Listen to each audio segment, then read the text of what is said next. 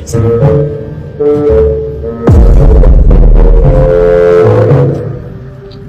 Sorry guys, मुझे नहीं पता था कि तुम लोगों में ऐसा कुछ रिचुअल होता है।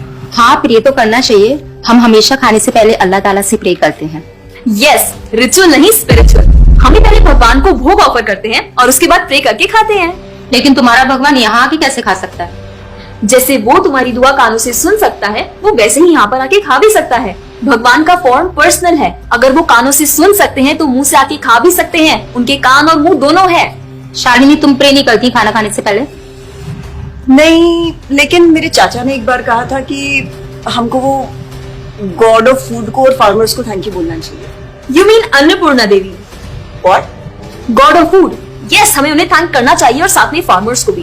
But I believe in watering the roots. देखो, हम हमेशा क्रिएशन को तो अप्रिशिएट करते ही हैं, लेकिन हम क्रिएटर को ना अप्रिशिएट करना भूल जाते हैं। अभी सोचो, पानी ना हो, हवा ना हो, उपजाऊ मिट्टी या धरती माँ ना हो, तो फार्मर क्या कर लेगा?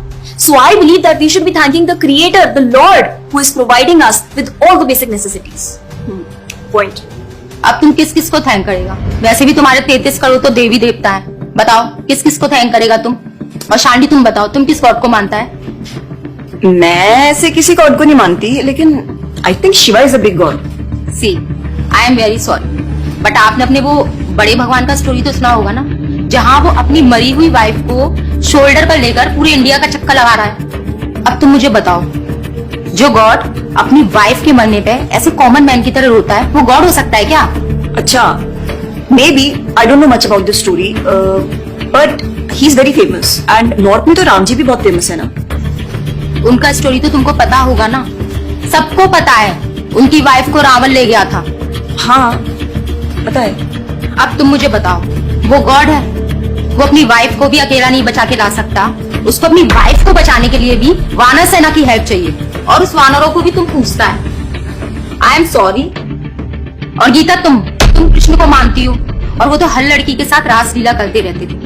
ऐसा कैसा कैरेक्टर है गॉड का जिसे हर लड़की से प्यार हो जाता है? और वो खुद डर के अपना जन्मस्थान छोड़कर चले गए थे। गॉड को कभी डर लगता है क्या? और जिसे खुद डर लग रहा है, वो तुम लोग की हेल्प कैसे करेगा? शिट यार, this is so complicated and confusing. It is confusing because you are following the wrong path. It is very beautiful and sacred. I will show you the right path. Enough, Asifa. I know what you're trying to do. And Shalini, कुछ भी confusing नहीं है। You know what the problem is कि तुझे पता ही नहीं है, क्योंकि तूने आज तक शास्त्र ही नहीं पढ़े हैं। तो पता कैसे चलेगा कि क्या सही है और क्या गलत? जन्म कर्म च मे दिव्यम एवं योवेति तत्वतः त्यक्त्वा देहम पुनर्जन्म नैति मामेति सो अर्जुन। भगवान की लीलाओं को समझना इतना आसान नहीं है। उसके लिए शास्त्रों का अध्ययन करना पड़ता है, और वो भी एक प्रामाणिक गुरु के अंडर रह के उनकी शरण लेके। अब अगर तुमने शास्त्र पढ़े होते तो तुमको ये पता होता कि शिव जी ने जो इमोशंस उसमें दिखाए थे वो शोक नहीं, विरह था। विरह विरह दोनों सेम नहीं होते क्या? Let's start from the basics. शोक इज मटेरियल एंड विरह इज स्पिरिचुअल। शोक ना दुख की अनुभूति कराता है, whereas जो विरह है उसमें जो सेपरेशन की फीलिंग होती है ना, वो सुख का अनुभव कराती है। भगवान भगवत गीता में ना शोक करने वाले व्यक्ति को मूर्ख बताते हैं। गतासुम अगतासुमश्च नानु शोचन्ति पंडिता, a wise man never laments for the living nor for the dead. Bhagavad Gita chapter 2 text 11। अपनों की मौत पे आंसू बहाना शोक है, लेकिन वही रामायण देखते देखते जो आंसू निकले ना, वो विरह है। विरह, और ऐसे विरह से हमारा भगवान के प्रति प्रेम बढ़ता है। तो जिस तरह से शिव जी ने विरह को दिखाया था, उसी तरह राम जी भी सीता मैया के जाने के बाद विरह में भटकते हुए रो रहे हैं। और यही नहीं, सीता देवी इतनी प्योर है ना कि उन्हें राम जी के अलावा कोई टच भी नहीं कर सकता था। रावण जिनको लेके गया था वो छाया सीता देवी थी। असली सीता देवी तो अग्नि में समा गई थी, और वो अग्नि परीक्षा के वक्त बाहर आई थी। और आसिफा, तुम क्या बोल रही थी? भगवान राम को अपनी पत्नी को बचाने के लिए वानरों की मदद लेनी पड़ी थी। I mean, God is all powerful, right? हाँ, आई मीन वो अकेले भी तो मार सकते थे ना। यार शालिनी, अगर तूने कभी रामायण पढ़ी होती तो तुझे पता होता, जब खर और दूषण आए थे अपने 15,000 ऐसे दानवों के साथ जो इंसान को खा जाते थे, उन सब के साथ राम जी ने अकेले बिना किसी की हेल्प के उन सबके चिथड़े उड़ा दिए थे।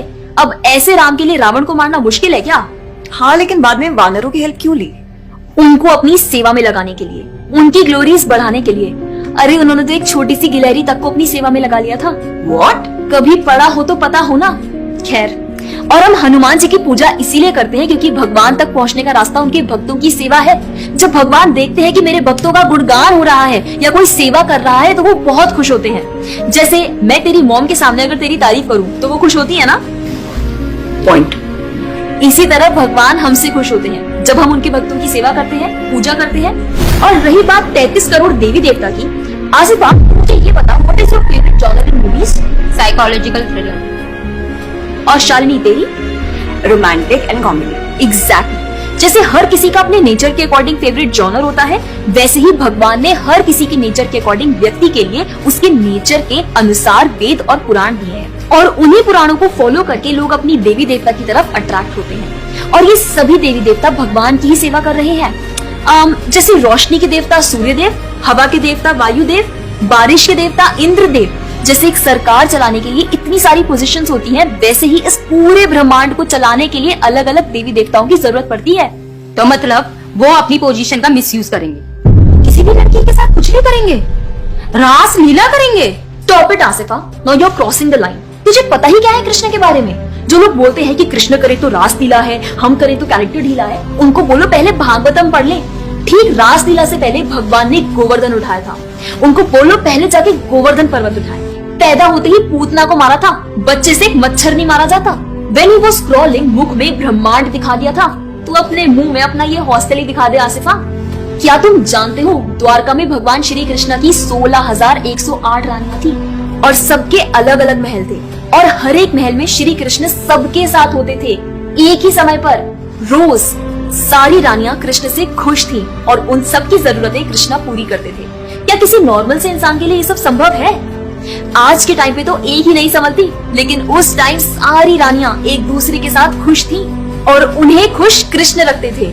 क्यों? क्योंकि वो भगवान है।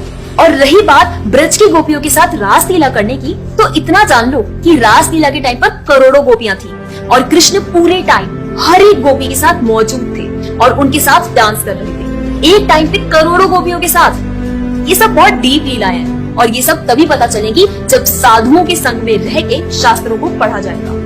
हवा में तीर चलाने से या सुनी सुनाई बातों पर यकीन करने से कुछ नहीं होने वाला। और रही बात अपने भक्तों को बचाने की, तो भगवान ने तो अपने भक्त परीक्षित महाराज को गर्भ में बचाया। 5 साल के प्रहलाद महाराज के लिए नरसिंह अवतार लेकर आए और उनको बचाया।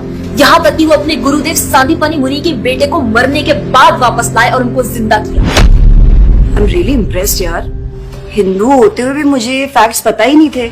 मेरे पेरेंट्स ने मुझे कभी इन सब चीजों के बारे में बताया ही नहीं।